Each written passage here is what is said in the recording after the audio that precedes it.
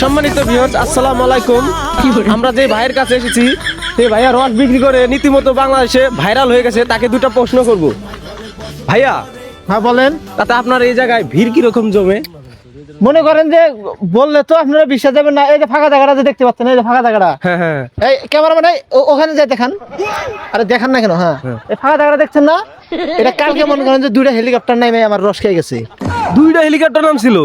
শুধু খালি হেলিকপ্টার না, দিনে 4টা-5টা করে প্রাইভেট কার, ল্যাম্বরগিনি না কি কয়, ওগুলা আসে আইসে আমার এই রস খেয়ে যায়।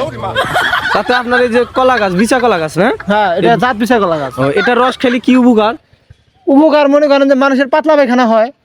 এই রস খাইলে আপনার মনে করেন যে এই যে দেখতে পাচ্ছেন যে রসটা, হ্যাঁ। খাঁটি বিচা কলার রস। এটা খাইলে মনে করেন যে আপনার পাতলা পায়খানা একবারে মনে করেন যে শক্ত হয়ে যাবে, শক্ত শক্ত হয়ে যাবো? হ্যাঁ।